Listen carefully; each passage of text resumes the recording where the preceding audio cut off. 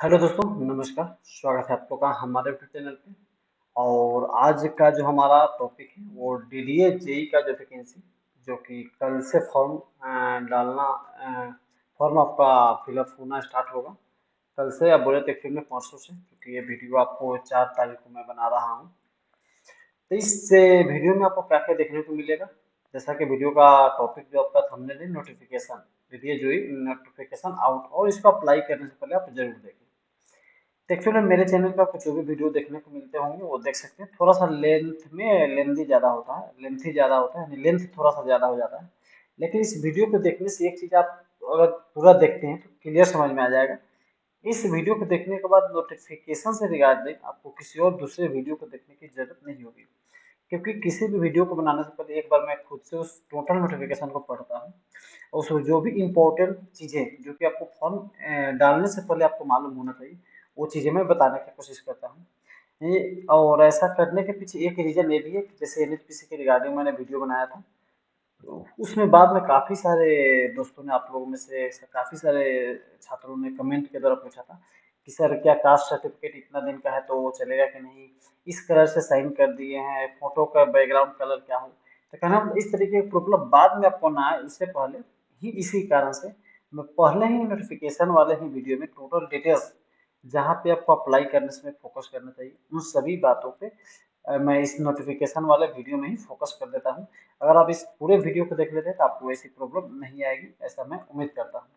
तो आइए इसको एक बार मैं पहले बता दूं कि नोटिफिकेशन में क्या क्या चीज़ें दी गई हैं। एक्चुअली में दी तो काफ़ी चीज़ें गई है, लेकिन कौन कौन चीज़ों पे फोकस आपको करना है फॉर्म अप्लाई करने से पहले। बाकी एक बार फॉर्म अप्लाई कर लिए, उसके बाद लगे तो आप एक बार खुद से भी पढ़ने जाए तो पढ़ सकते हैं। तो सबसे पहले मैं यहाँ से स्टार्ट ही करूँ। जैसा कि दे सके, डीडीए यानी Delhi Development Authority recruitment cell की तरफ से वैकेंसी निकली है। और वैकेंसी जो है इसकी स्टार्ट डेट यानी डेट ऑफ स्टार्ट कब से फॉर्म अप्लाई होना आपका स्टार्ट जो होगा, यहाँ पे मैंने हाईलाइट कर रखा है 6/10/2025, यानी आज है 4 अक्टूबर, और 6 अक्टूबर से आपका फॉर्म डलाना स्टार्ट हो जाएगा। वो भी 6 तारीख को कितने बजे से, तो 10 बजे के बाद से। और इसका इन डेट यानी कब तक फॉर्म अप्लाई होगा, तो 5 नवंबर 2025 तक। यानी लगभग लगभग टोटल आपको 1 मंथ का टाइम मिल जा रहा है फॉर्म अप्लाई करने के लिए। और भी 5 नवंबर के 6 बजे शाम तक ये फॉर्म आप अप्लाई कर पाएंगे। Tentative date of stage first और स्टेज सेकंड, यहाँ कंफ्यूज बिल्कुल भी नहीं होना है। ये वीडियो स्पेशली मैं जेई स्टूडेंट के लिए बना रहा हूँ, और जेई के लिए स्टेज एक, यानी एक ही सीबीटी होता है। फर्स्ट स्टेज का ही एग्जाम होता है, तो आपको स्टेज 2 का एग्जाम से नहीं गुजरना पड़ेगा, तो कंफ्यूज नहीं होइएगा। एक्चुअल में इस नोटिफिकेशन में और भी अदर काफ़ी सारे वैकेंसी है, जिसमें से कुछ में स्टेज 2 का भी एग्जाम है, कुछ में इंटरव्यू भी है, तो आप लोगों को कंफ्यूज नहीं होना है। आपका जो एग्जाम पहले से एक्सपेक्टेड है वो आपका दिसंबर से जनवरी के बीच हो सकता है। और जिनका भी स्टेज 2 का एग्जाम अगर होगा तो बाद में वो डीडीए के साइट पे देखने को मिल सकता है, मिलेगा। यहाँ पे नोट भी एक चीज़ डाला गया है, हालांकि ये हर जगह हर ऑर्गेनाइजेशन में ये चीज़ें हमेशा अप्लाई नहीं होती, लेकिन फिर भी जैसा कि मैं अपने वीडियो में बताता हूँ कि जब भी कोई रिक्रूटमेंट सेल वैकेंसी निकालते हैं तो अपने इंड से वो हमेशा फ्रेश हो रहना चाहती है, अपने इंड से सही रहना चाहती है। इस कारण से नोट दे के ये सभी बातें लिख देती है, जैसे कि ये वैकेंसी आपका इंक्रीज हो सकता है, डिक्रीज कर सकता है, वैकेंसी जीरो किया जा सकता है। और ये जो भी करने का अधिकार होगा वो डीडीए के पास अधिकार होगा। वो ऐसा अगर कर देता है तो आप इस मुद्दा को लेकर कोर्ट में नहीं जा सकते। इसमें अप्लाई करने का यहाँ पे विंडो दे दिया गया है, देख सकते हैं। डीडीए के साइट पे जाएंगे, वहाँ जॉब एंड इंटर्नशिप पे स्लॉट में जाएंगे, वहाँ पे व्यू ऑल करेंगे, लेटेस्ट जॉब करेंगे, जॉब कैटेगरी करेंगे, और डायरेक्ट रिक्रूटमेंट 2025 है, वहाँ पे जाके क्लिक करके रजिस्ट्रेशन करके वहाँ से अप्लाई कर सकते हैं। और आप लोग अगर कमेंट करेंगे तो एक मैं खुद अपना ही फॉर्म अप्लाई करके भी आपको बता दूंगा कि कैसे कैसे अप्लाई किया जाता है। हालांकि फॉर्म में फीस अप्लाई करने समय मैं फीस का अप्लाई करने तक वहाँ पे करके बता दूंगा, क्योंकि इसका फी थोड़ा सा काफ़ी ज़्यादा है। और चूंकि मुझे एग्जाम देना आप लोग को बताने के पर्पज से मैं बनाऊंगा, तो वहां तक मैं चीजें बता पाऊंगा। आगे मैं बढ़ते चलता हूँ। यहाँ पे जैसा कि मैंने बताया काफी सारी वैकेंसी, जैसे देख सकते हैं यहाँ पे डिप्टी डायरेक्टर की वैकेंसी, आर्किटेक्ट की वैकेंसी, यहाँ पे डिप्टी डायरेक्टर पब्लिक रिलेशन की वैकेंसी, कुल मिला के काफी सारी वैकेंसी। अगर आप अदर किसी वैकेंसी के लिए एलिजिबल है तो आप नोटिफिकेशन को खुद से एक बार पढ़ लीजिएगा। इन नोटिफिकेशन का पीडीएफ आप तक पहुंच गया होगा, उम्मीद है। नहीं भी पहुंचा होगा तो मेरे व्हाट्सएप ग्रुप में और मेरे टेलीग्राम चैनल पर मैंने इसको डाल रखा है, जिसका कि लिंक आपको मेरे डिस्क्रिप्शन बॉक्स में मिल जाएगा। तो वहाँ से आप जुड़ सकते हैं। तो मैं डायरेक्ट आपको जूनियर इंजीनियर वाले सेशन पे आता हूँ और फिर मैं वहाँ पे बात करते हैं। अब यहाँ पे आप लोग आगे देख सकते हैं, यहाँ पे जूनियर इंजीनियर सिविल, जो कि ये सबसे पहले ध्यान रखना है कि ये आपका ग्रुप बी का जॉब है, लेवल 6 का जॉब है। और एज जो है यहाँ पे 18 से लेकर 27 साल तक रखा गया है। हालांकि अगर कोई डीडीए जेई का, सॉरी डीडीए का ऑलरेडी इम्प्लॉय है तो उसके लिए 40 साल तक एज क्या होगा, मतलब रखा गया है। और एस सी एस टी से बिलोंग करता है तो फिर 45 ईयर तक, यानी if the S C S T, हाँ 80, अगर एस सी एस टी का है तो 45, और डीडीए में ऑलरेडी डीडीए का एम्प्लॉय है तो उसका एज जो रखा गया वो 45 ईयर्स मैक्सिमम रखा गया है। यहाँ पे क्वालिफिकेशन की बात है तो diploma in civil engineering from or recognized institute or equivalent, यानी डिप्लोमा होना चाहिए। यहाँ पे नोट पे लिखा हुआ है BTech civil engineering degree holder may also apply, यानी अगर आप सिविल इंजीनियरिंग से बीटेक किए हुए हैं तो तब आप भी इस फॉर्म को अप्लाई करने के लिए एलिजिबल हैं। और वैकेंसी की टोटल जो संख्या है 104 है, जो कि काफ़ी अच्छी खासी संख्या है। यहाँ पे एस सी एस टी कहाँ पे, मैं एक बार आपको बता दूं, पहली बार है E W S, S C S T and O B C, यानी 107 में आपका 45 है, 7 है एस सी का, 11 है, और 3 है एस टी का, और 38 जो है ओ बी सी का। ई डब्ल्यू एस का, एस सी का, एस सी का, एस टी का, सॉरी सॉरी सॉरी सॉरी, मैं यहाँ पे पहले है आपका ईवा ई डब्ल्यू एस, अच्छा सॉरी, ईवर का 45 है, ईडब्ल्यूएस का 7 है, एससी का 11 है, एसटी का 3 है, और ये ओबीसी का जो आपका 38 है। और टोटल वैकेंसी का संख्या जो सिविल इंजीनियरिंग में जेई का है वो 104 है। और यहाँ पे बैकलॉग की वैकेंसी कुछ है और ये सब है, तो यहाँ पे आप देख सकते हैं। अब मैं बात करता हूँ जिस ब्रांच से मैं बिलोंग करता हूँ, junior engineer electrical and mechanical. Same चीज़ें हैं, एज का आपका 18 से 27 तक, अगर डीडीए में ऑलरेडी कोई डीडीए का एम्प्लॉय है तो 40 ईयर्स तक, और एस सी एस टी और डीडीए का एम्प्लॉय है तो 45 ईयर्स तक है। सेम चीज़ें यहाँ पे हैं, डिप्लोमा होना चाहिए इलेक्ट्रिकल से और मैकेनिकल से। अगर बीटेक कोई कैंडिडेट है तो भी इस फॉर्म को अप्लाई करने के लिए एलिजिबल है। टोटल संख्या जो सीट की है मैकेनिकल इलेक्ट्रिकल मिलाकर 67 है, जिसमें से ईवार का 32 है, ईडब्ल्यूएस का 6 है, एससी का 8 है, एसटी का 4 है, और ओबीसी का 17 है। और total number of seat count करेंगे तो टोटल हो जाएगा 67। आगे हम लोग बढ़ते हैं, जो कि आपके काम की नोटिफिकेशन में जो बातें हैं, तो मैं आगे जाते जाते चलता हूँ। तो यहाँ पे आपको एक चीज़ें देखना है, if the candidate wants to apply for more than one post, यानी यहाँ पे लिखने का मतलब है कि अगर आप एक से ज़्यादा पोस्ट अप्लाई करना चाहते हैं तो अप्लाई कर सकते हैं। सभी के लिए अलग अलग से फी आपको अप्लाई कर, मतलब फी आपको पे करना पड़ेगा। और इसके लिए आप खुद रिस्पॉन्सिबल होंगे कि एक ही डेट पे अगर आप 2 फॉर्म अप्लाई किए हैं, 2 फॉर्म के लिए एलिजिबल हैं, और दोनों का एक ही शिफ्ट में या एक ही डेट में अलग अलग सिटी में अगर एग्जाम हो जाता है तो आप किसी एक को ही दे पाएंगे, दोनों को स्वाभाविक सी बात है नहीं दे पाएंगे। तो इसके लिए आप रिस्पॉन्सिबल होंगे, डीडीए रिस्पॉन्सिबल नहीं होगा। और अगर एक ही पोस्ट के लिए एक से ज़्यादा फॉर्म अप्लाई कर देते हैं तो जो सबसे लास्ट में अप्लाई करेंगे जिसका रजिस्ट्रेशन नंबर हायर रहेगा वो फॉर्म को कंसीडर किया जाएगा, बाकी फॉर्म को यहाँ पे कंसीडर नहीं किया जाएगा। तो ये बातें यहाँ पे लिखने का मतलब है, जो कि मैंने यहाँ पे हाईलाइट कर रखा है। इस नोटिफिकेशन को आपको मैं अपने व्हाट्सएप ग्रुप और टेलीग्राम चैनल में डाल दूंगा, वहाँ से आप पढ़ लीजिएगा एक बार। नेक्स्ट यहाँ पे हूँ date of issue of OBC. OBC certificate जो आपका होना चाहिए वो 1 अप्रैल 2025 से लेके और 5 नवंबर 2025 के बीच का होना चाहिए। एक्चुअली 20 का नहीं, 1 अप्रैल का होगा तो भी मान्य होगा, और 5 नवंबर का होगा तो भी मान्य होगा, यानी दोनों इंक्लूसिव ऑफ बोथ डेट, यानी दोनों डेट जो है इसमें इंक्लूसिव है। नेक्स्ट मैं बात कर रहे हैं यहाँ पे, if the candidate has filed uploaded OBC in the application form, he she unable to produce the same OBC certificate as per the notice of examination at the time of joining of any state necessary, such condition may be cancelled or condition will not, मतलब जो NCL OBC आपको apply करने समय upload करना है document verification से वहीं certificate आपसे मांगा जाएगा तो आपको प्रोड्यूस करना होगा। अगर आप प्रोड्यूस नहीं कर पाते हैं, वहाँ पे शो नहीं कर पाते हैं, तो आपके कैंडिडेचर को रद्द किया जा सकता है। नेक्स्ट में बात करूँ कैंडिडेट्स सीकिंग एवेलिंग शेड्यूल कास्ट और शेड्यूल ट्राइब से रिलेवेंट बिफोर, अगर आप एस सी एस टी से बिलोंग करते हैं तो आपका जो सर्टिफिकेट होना चाहिए 5/11/2025 इस डेट से, यानी डेट ऑफ क्लोजिंग का जो है उससे पहले का कभी क्या होगा तो आपका जो सर्टिफिकेट होगा वो मान्य हो जाएगा, अगर आप एस सी और एस टी से बिलोंग करते हैं तो। नेक्स्ट मैं बात करूँ ईडब्ल्यूएस के लिए, तो ईडब्ल्यूएस के लिए जो सर्टिफिकेट होना चाहिए सेम चीज़ है जो ओबीसी के साथ है। 1 अप्रैल 2025 से लेके और 5 नवंबर 2025 के बीच अगर आपका ईडब्ल्यूएस सर्टिफिकेट है तो यहाँ पे एलिजिबल होंगे आप, अदरवाइज वो सर्टिफिकेट नहीं है तो आप उसमें मान नहीं होंगे। यहाँ पे नेक्स्ट है crucial date for claim of SC ST, यानी कोई भी सर्टिफिकेट है क्रूशियल डेट जिसको कैलकुलेट किया जाएगा तो क्लोजिंग डेट से कैलकुलेट किया जाएगा 5/11/2025 से। ये बातें यहाँ पे मेंशन की गई हैं। नेक्स्ट आगे हम लोग चलते हैं, यहाँ पे आपके काम की चीज़ें नहीं है, एक बार आपको फ्री टाइम मिले तो बाद में कभी पढ़ लीजिएगा। हालांकि मेरे बताने लायक इसमें कुछ है नहीं जो कि आपके प्रिपरेशन टाइम में हेल्प करे या आप फॉर्म अप्लाई करने समय हेल्प करे। इन कारणों से मैं इन सभी पॉइंट को इग्नोर करते हुए आगे बढ़ता हूँ और यहाँ पे फाइनली हम लोग पहुँच गए एलिजिबिलिटी कंडीशन पे। तो स्वाभाविक सी बात एक तो है पहला कंडीशन नेशनल या सिटीजनशिप होना चाहिए।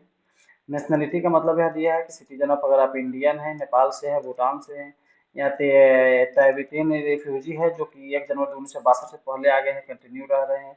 यहाँ पे पर्सन ऑफ इंडियन ओरिजिन हुआ है जो माइग्रेटेड फ्रॉम पाकिस्तान, यानी इंडिया में कोई ऐसा पर्सन रह रहा है जो पाकिस्तान से, बर्मा से, श्रीलंका से, अफ्रीकन कंट्री, कुल मिला के यहाँ पे कुछ कंट्री दिया गया है, Kenya, Uganda, United Republic of Tanzania, Zambia, Malawi, Zaira, Ethiopia, Vietnam and settling, यानी इन सभी कंट्री से अगर आके कोई पर्सन इंडिया में पूरी तरह से सेटल हो गया है तो वो सभी कैंडिडेट भी जो होंगे यहाँ पे एलिजिबल होंगे।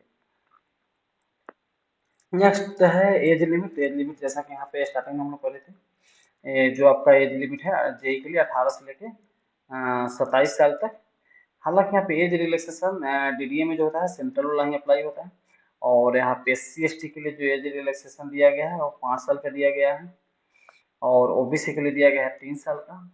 पर्सन विद बेंचमार्क डिसेबिलिटी के लिए दिया गया है 10 इयर्स का, और यहाँ पे सी एस टी के कैंडिडेट है जो पीडब्ल्यूबीडी से बिलोंग करते हैं तो उनके लिए 15 साल का एज रिलैक्सेशन है, और person with benchmark disability PWD है तो यहाँ पे 13 साल का दिया गया अगर ओबीसी से बिलोंग करता है तो। बाकी अगर डिपार्टमेंटल कोई ऑलरेडी एक्सेस सर्विस में है तो उसके लिए यहाँ पे जो चीज़ें दी गई हैं उसको एक बार खुद से आप पढ़ लीजिएगा, क्योंकि मुझे मेरा मानना है कि अधिकांश वो लोग अप्लाई करते हैं फॉर्म जिनके लिए मैं वीडियो बना रहा हूँ जो कि ऑलरेडी किसी जॉब में नहीं है। आगे हम लोग यहाँ पे देखते हैं date of birth. Date of birth certificate जो आपका एक्सेप्ट होगा एक्चुअली में मैट्रिकुलेशन का जो सर्टिफिकेट है मुख्य तौर पे उसी को लिया जाएगा, तो यहाँ पे वही चीज़ें लिखी गई हैं। और नेक्स्ट हम लोग आगे बढ़ते हैं एजुकेशनल क्वालिफिकेशन। यहाँ पे जो एजुकेशनल क्वालिफिकेशन है यहाँ पे एक चीज मेंशन की गई है उसको ध्यान से देखने वाली है कि आपका जो डेट ऑफ क्लोजिंग है, यानी डेट ऑफ फॉर क्लोजिंग, यानी कि जो आपका 5/11/2025, यानी 5/11 जो 2025 तक last date of apply of form है, उस डेट तक अगर आपका जो भी एजुकेशनल क्वालिफिकेशन है उसका मार्कशीट या रिजल्ट आ चुका है, क्योंकि तब जाके आप इस फॉर्म के लिए एलिजिबल होंगे, अदरवाइज इस फॉर्म के लिए आप एलिजिबल नहीं होंगे। ये बातें यहाँ क्लियर मेंशन की गई है, 5/11/2025 से पहले आपका रिजल्ट आ गया रहना चाहिए। और जो डॉक्यूमेंट यहाँ पे अपलोड करना है उस डॉक्यूमेंट पे भी एक्चुअल में डेट ऑफ रिजल्ट मेंशन रहना चाहिए, डेट ऑफ रिजल्ट मेंशन रहना चाहिए। और ये डेट ऑफ रिजल्ट जो मेंशन रहेगा वो कब किससे पहले होना चाहिए, तो 5 नवंबर 2025 इससे पहले का आपका रिजल्ट रहना चाहिए, तभी जाकर आप इस फॉर्म के लिए एलिजिबल होंगे, अदरवाइज आप एलिजिबल नहीं होंगे। नेक्स्ट हम बात करें एग्जामिनेशन फी जो कि काफ़ी ही ज़्यादा है, खासकर स्टूडेंट्स इतना रुपया तो नहीं ही लेना चाहिए किसी भी रिक्रूटमेंट सेल को, लेकिन ठीक है अब इसमें हम आप कुछ कर नहीं सकते, वैकेंसी आ गई है तो आ गई है। और इस चीज़ से यहाँ पे एक और चीज़ डिसाइड होता है कि जिस तरीके से यहाँ पे फॉर्म फी रखा गया है इसमें ये मान के चलिए कि कंपटीशन आपका तगड़ा होने वाला है। कंपटीशन तगड़ा होने का रीज़न क्या है, एक तो है कि यहाँ पे फॉर्म फी ज़्यादा है तो वही बच्चे अप्लाई करने की कोशिश करेंगे जो कि अपने आप में कॉन्फिडेंट है कि वो एग्जाम को क्वालिफाई कर पाएंगे। जिनका भी प्रिपरेशन अभी बहुत अच्छा जिससे नहीं हुआ होगा वो सभी लोग इसको अवॉइड करेंगे जहाँ तक मुझे लग रहा है। दूसरा इलेक्ट्रिकल मैकेनिकल का सिलेबस जो कि एक ही साथ दिया है, इलेक्ट्रिकल वालों को मैकेनिकल भी पढ़ना होगा, मैकेनिकल वाले को इलेक्ट्रिकल भी पढ़ना होगा, तो इस कारण से कंपटीशन यहाँ पे काफ़ी हाई मिलेगा आपको देखने को। तो जो भी लोग इस फॉर्म को अप्लाई कर रहे हैं वो थोड़ा सा सीरियस होकर पढ़ेंगे, सीरियस होकर सिलेबस को समझेंगे और उसके अकॉर्डिंग स्टडी करेंगे, ताकि जो एक फॉर्म फी अप्लाई कर रहे हैं 2500 रुपीज़, वो आपको इजीली मतलब बर्बाद ना जाए, और कम से कम वो लगे कि उससे 2500 रुपये का आपको वर्थ है, उतना मेहनत किया और एग्जाम को क्वालिफाई करने में आपको लग रहा है कि वहाँ तक पहुँचे, और कोशिश कीजिए कि एग्जाम को क्वालिफाई करके इसमें जॉब लेने का। नेक्स्ट यहाँ पे एक और चीज़ रखा गया है, ध्यान देने की बात है, ईवर ओबीसी की जो सीटें हैं वहाँ पे जो 2500 रुपये फॉर्म फी है वो नॉन रिफंडेबल है, और बाकी एससी एसटी फीमेल कैंडिडेट है, इन सभी का जो फॉर्म फी है वो क्या है आपका रिफंडेबल है, और 1500 फॉर्म फी रखा गया है। एक मिनट थोड़ा सा क्या है अरे वीडियो में।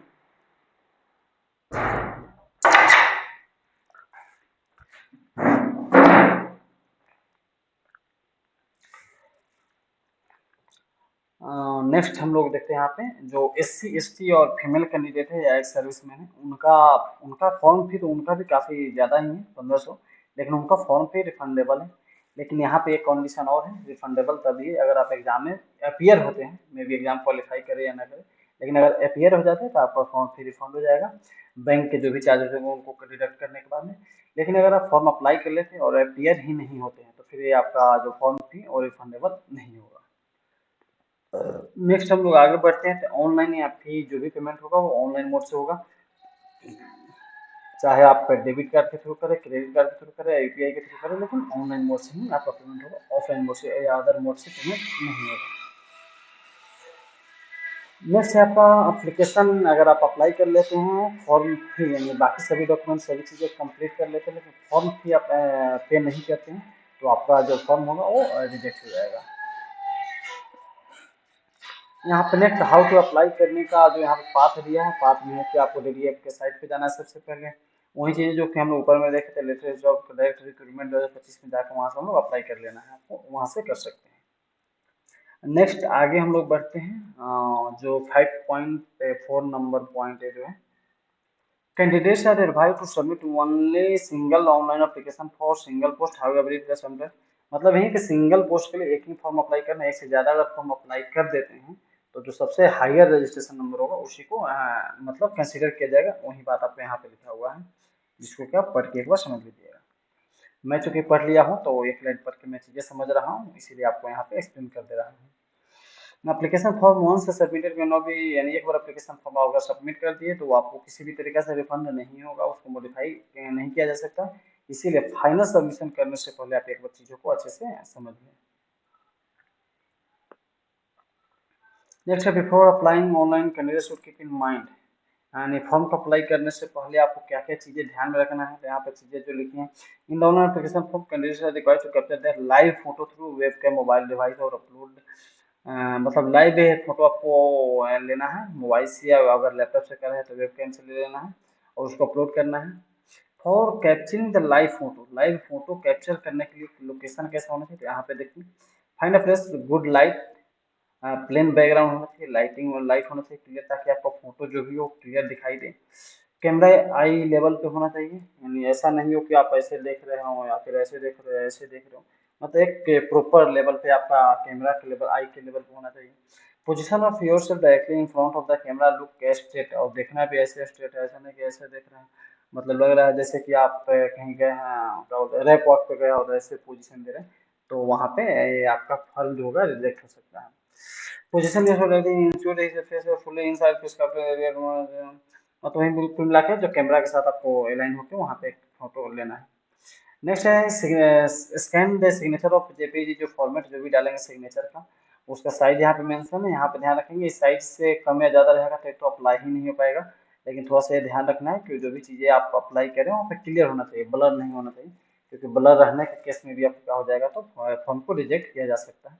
और डायमेंशन भी यहाँ पे लिख दिया है, जो सिग्नेचर के लिए जो डॉक्यूमेंट स्कैन करके लगाएंगे 4 सेंटीमीटर विड्थ होना चाहिए, 2 सेंटीमीटर हाइट होना चाहिए, इस तरीके से अप्लाई करने समय हालांकि ये सभी चीज़ें वहाँ पे भी आपको मेंशन रहेगा जब फॉर्म को अप्लाई करेंगे, तो थोड़ा सा टाइम देके फ्री टाइम में लेके इस चीज़ को अप्लाई करेंगे ताकि चीज़ें आप सही तरीके से कर पाएँ। नेक्स्ट है फॉर्म सबमिट करने समय आपको कौन कौन से डॉक्यूमेंट साथ में लेके बैठना है ताकि फॉर्म आप में अपलोड कर पाए, तो यहाँ पे जो भी चीज़ें लिखेंगे, एक तो मैट्रिकुलेशन सर्टिफिकेट हो गया, स्कूल सर्टिफिकेट और मार्कशीट जिसपे डेट ऑफ बर्थ मेंशन हो, ये ध्यान रखेंगे। डिग्री और सर्टिफिकेट और डिप्लोमा एंड मार्कशीट मतलब जो कि जिसके लिए आप एलिजिबल है, जैसे आप डिप्लोमा वाले फॉर्म को अप्लाई करें, स्वाभाविक सी बात है डिप्लोमा की सर्टिफिकेट, डिप्लोमा की मार्कशीट आपको यहाँ पे लगेगा, जिसमें कि date of declare of result mention हो, ये पे आप ध्यान रखना है। यहाँ पे हाईलाइट भी कर दिया, date of declaration of result. अगर किसी ऐसे फॉर्म को अप्लाई करें जिसमें एक्सपीरियंस सर्टिफिकेट मांगा जा रहा है तो उसको अप्लाई कर सकते हैं, हालांकि डिप्लोमा वालों के लिए ये चीज़ जरूरत नहीं है। आपका जो कास्ट सर्टिफिकेट है उसको अपलोड करना है, पर्सन इन बेंचमार्क डिसेबिलिटी है उनको अपलोड करना है। Candidates claiming for age relaxation, मतलब वही बात है, आपका जो भी कास्ट सर्टिफिकेट है अगर एज रिलैक्सेशन चाहिए तो उसको भी अपलोड करना है। नेक्स्ट है candidate should keep in mind that above document should be attached with application, तो यानी ये डॉक्यूमेंट अटैच करना है, अगर ऐसा नहीं कर पाते हैं तो आपका फॉर्म कंसीडर नहीं किया जाएगा और फॉर्म में भी रिजेक्टेड।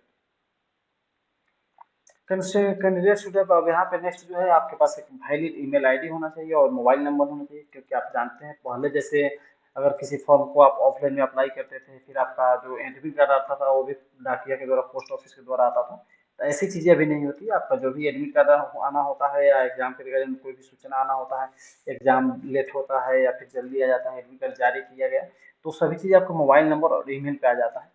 यहाँ पे जो भी ईमेल देंगे और मोबाइल नंबर देंगे वो आपके खुद का होना चाहिए, ताकि अगर कोई सूचना आता है तो उसके रिगार्डिंग आप आगे प्रोसेस कर पाए। आगे हम लोग बढ़ते हैं और इसमें आपके काम की चीज़ें खोजते हैं, तो यहाँ पे स्टेप्स को अप्लाई करने के लिए यहाँ पे स्टेप दे दिया गया है, स्टेप बाय स्टेप आप पढ़ के, अगर आपको नहीं अप्लाई कर पा रहे हैं तो यहाँ पे स्टेप बाय स्टेप पढ़ के भी अप्लाई कर सकते हैं।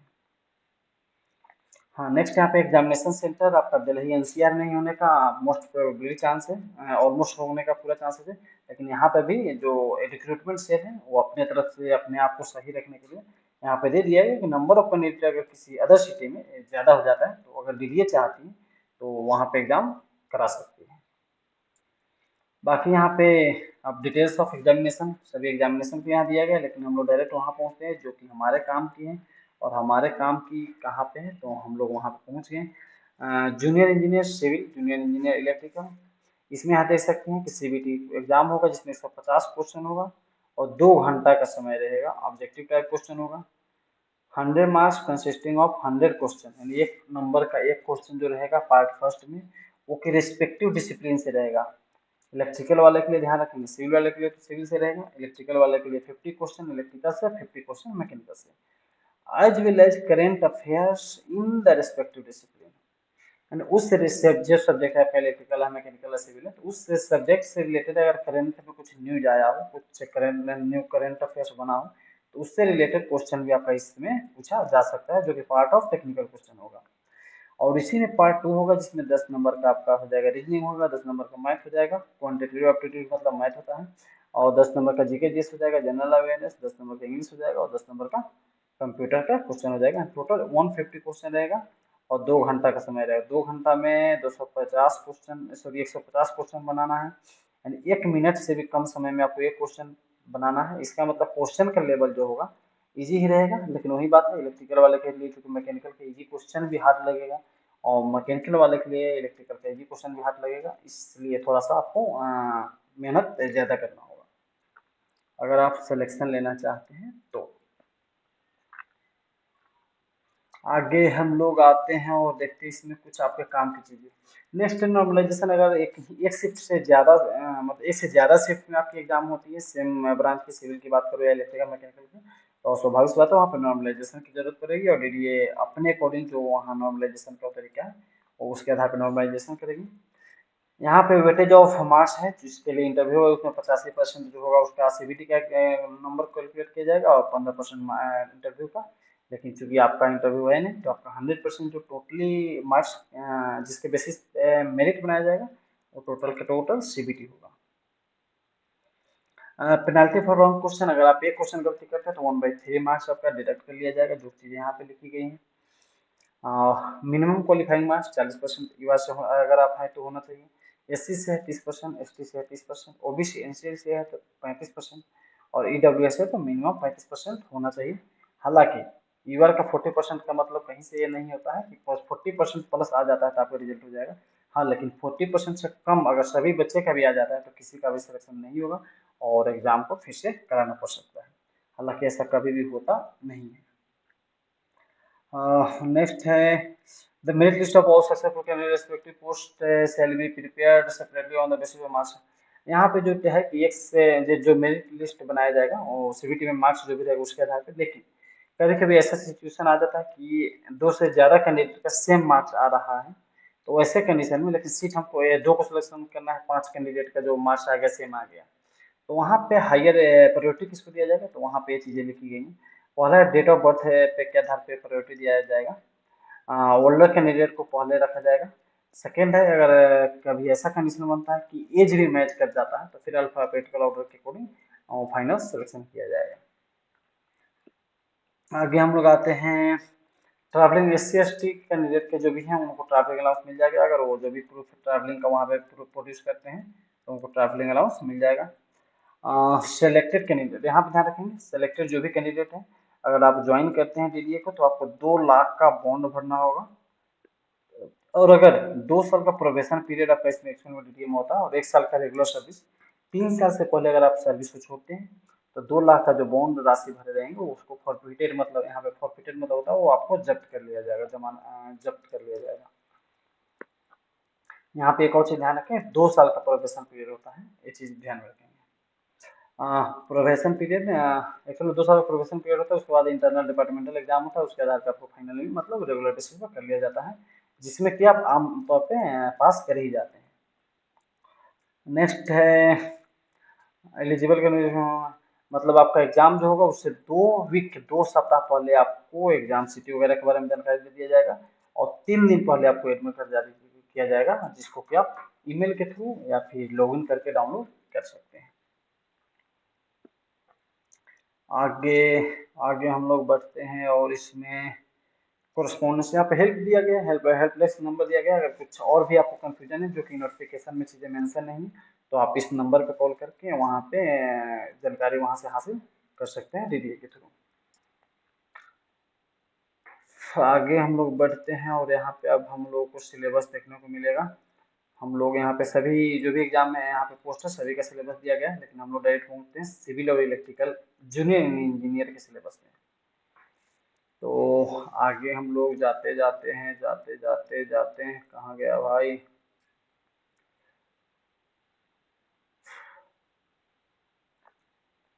Assistant director building structural.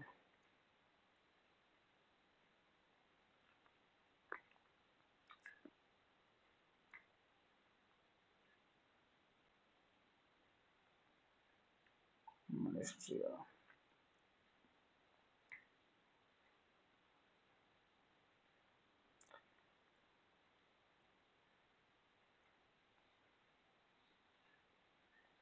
Finally यहाँ पे आप देख सकते हैं जूनियर इंजीनियर सिविल, और इसका सिलेबस में पार्ट फर्स्ट में सिविल इंजीनियरिंग में बिल्डिंग मटेरियल आपको पढ़ना है। इसमें डिटेल्स टॉपिक जो सिविल वाले हैं वो आप समझ लीजिएगा। इसमें कॉस्टिंग एंड वैल्यूएशन पढ़ना है, हालांकि इलेक्ट्रिकल वालों में भी एस्टिमेटिक कॉस्टिंग पढ़ना होता है। और नेक्स्ट सर्वेइंग पढ़ना है आपको, सॉइल मैकेनिक्स पढ़ना है। आगे हम बताया हाइड्रोलिक्स पढ़ना है, इरिगेशन इंजीनियरिंग पढ़ना है, ट्रांसपोर्ट इंजीनियरिंग पढ़ना है, एनवायरमेंटल इंजीनियरिंग पढ़ना है, स्ट्रक्चरल इंजीनियरिंग पढ़ना है, कंक्रीट टेक्नोलॉजी पढ़ना है, आरसीसी डिजाइन पढ़ना है और स्टील डिजाइन पढ़ना है। और इसके सॉफ्ट टॉपिक जो भी है और सिविल वाले किसी टीचर का वीडियो देख लेंगे तो वहाँ पे जो सिलेबस का एक्सप्लेनेशन और ज़्यादा बेटर समझ में आएगा। नेक्स्ट है पार्ट टू में वही चीज़ है जो इलेक्ट्रिकल मैकेनिकल सिविल इंजीनियर तीनों के लिए सेम ही होगा। रीजनिंग होगा, मैथ हो जाएगा आपका, इंग्लिश हो जाएगा और जनरल अवेयरनेस हो जाएगा, इंग्लिश हो जाएगा और कंप्यूटर नॉलेज हो जाएगा। अब यहाँ जूनियर इंजीनियर इलेक्ट्रिकल और मैकेनिकल के सिलेबस में अगर बात करूँ इलेक्ट्रिकल में तो बेसिक कॉन्सेप्ट दिया गया है जो कि बिल्कुल सेम टू सेम वही है जो कि एसएससी जेई में रहता है। Concept of resistance, inductance, capacitance, various factors affecting them, यानी कैपेसिटेंस, इंडक्टेंस, रेसिस्टेंस को वेरियस फैक्टर्स कौन कौन से जो इफेक्ट करते हैं। करंट है, कॉन्सेप्ट ऑफ करंट होना चाहिए, वोल्टेज होना चाहिए, power, energy and their unit, ये सभी चीजें आपको मालूम होनी चाहिए। इन सभी चीजों से क्वेश्चन पूछा जा सकता है। सर्किट लॉ में केसीएल केवीएल होता है, some important solutions using network theorem बहुत सारे होते हैं, वो सभी थ्योरम भी आपको पढ़ना है। मैग्नेटिक सर्किट में आपको फ्लक्स का MMF reluctance, different kinds of magnetic material, magnetic calculations for conductors of different configuration, state secular solenoid, electromagnetic induction, self and mutual induction, ये सभी चीजें आपको पढ़ के जानी है। इसी फंडामेंटल में आप सभी पढ़ोगे। इंस्टेंटेनियस पीक, आरएमएस, एवरेज, चार वैल्यू देता है अल्टरनेटिंग करंट का। Representation of wave form, simple series parallel RC, series of parallel circuit होता है जो रेजोनेंस बना हुआ, RL RC tank circuit, polyphase system, three phase system में star delta connection, transfer conversion of star to delta, ये सभी चीजें three phase power DC sinusoidal RL RC circuit, ये सब पढ़ना है। मेजरमेंट में आपको पढ़ना है तो सिंगल पे three phase both active and reactive power energy, 2 wattmeter method, 3 wattmeter method, CRO energy meter, ये सभी चीजें मतलब कुल मिलाकर मेजरमेंट भी आपको पढ़ना है। इलेक्ट्रिकल मशीन में जो भी मशीन होता है, डीसी मशीन हो गया, यहाँ पे आपको दिया गया है डीसी मोटर्स, डीसी मशीन में डीसी मोटर, डीसी जनरेटर दोनों आ जाएगा। यहाँ पे थ्री फेज इंडक्शन मोटर भी मेंशन कर दिया गया है और उससे रिलेटेड जो भी टर्म है वो सभी पढ़ के जाना है। Fractional kilowatt Motors, single phase induction motor, special purpose जो मोटर्स होता है उसको भी यहाँ पे पढ़ना है। सिंक्रोनस मोटर्स में थ्री फेज आर्मेचर रिएक्शन, मतलब टोटल मिला के कुल मिला के यहाँ पे सिंक्रोनस मशीन पढ़ के जाना है। सिंक्रोनस मशीन में भी सिंक्रोनस मोटर और सिंक्रोनस जनरेटर, जिसको कि हम अल्टरनेटर कहते हैं, टोटल पढ़ के जाना है। जनरेशन, ट्रांसमिशन एंड डिस्ट्रीब्यूशन, कुल मिला के यहाँ पे है कि आपको पावर सिस्टम भी आपको पढ़ के जाना है। एस्टिमेटिंग और कॉस्टिंग भी पढ़ के जाना है। यूटिलाइजेशन ऑफ इलेक्ट्रिकल भी आ गया है और बेसिक इलेक्ट्रॉनिक्स। यानी यहाँ पे आप एक चीज फोकस कर सकते हैं, जो आपका एनएचपीसी जेई का सिलेबस है, जो आपका एसएससी जेई का सिलेबस है, वही सेम चीज यहाँ पे उठा के रख दिया गया है इलेक्ट्रिकल वालों के लिए स्पेशली, तो उसमें कोई भी डिफरेंस देखने को नहीं दिख रहा है। मैकेनिकल की बात करूँ, थ्योरी ऑफ मशीन है, मशीन डिजाइन है, इंजीनियरिंग मैकेनिक्स है, स्ट्रेंथ ऑफ मटेरियल्स है, थर्मल इंजीनियरिंग है, प्रॉपर्टीज ऑफ प्योर सब्सटेंस है, लॉ ऑफ थर्मोडायनेमिक्स है आपका। नेक्स्ट आपका जो है सेकंड लॉ ऑफ थर्मोडायनेमिक्स है, AC standard cycles of IC engine है, रैंकिन साइकिल ऑफ स्टीम है, फ्लूइड मैकेनिक्स है, फ्लूइड स्टैटिक्स है, मेजरमेंट ऑफ फ्लूइड प्रेशर है, फ्लूइड काइनेमैटिक्स है, डायनेमिक्स ऑफ आइडियल फ्लूइड है, measurement of flow rate of basic principle, hydraulic turbines, centrifugal pumps, performance production engineering, classification of steels हो गया आपका। ये सभी चीजें पढ़ के जाना है। बाकी पार्ट टू में वही चीजें हैं, math, reasoning, general awareness, English and computer. तो ये रहा आपका सिलेबस, और इसके बाद मेरे ख्याल से आपके काम का कुछ था नहीं, फिर भी मैं एक बार इसको शुरू कर लेता हूँ।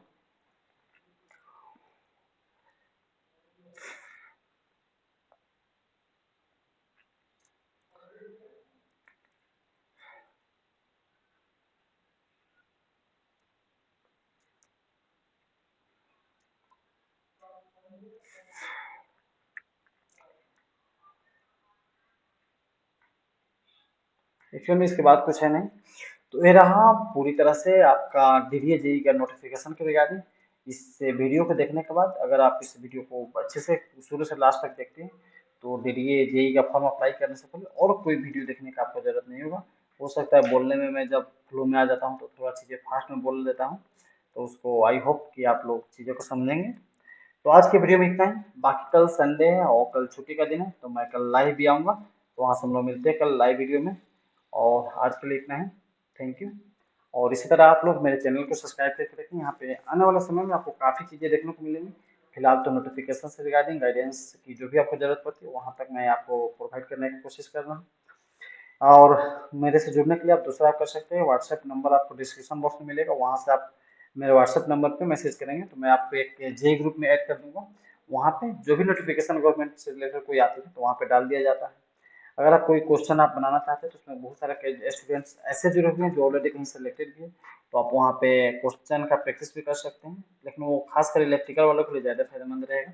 और टेलीग्राम चैनल पे जुड़ने के लिए आप डायरेक्ट क्या कर सकते हैं, तो यहाँ पे डिस्क्रिप्शन बॉक्स में लिंक है, वहाँ से आप जुड़ सकते हैं।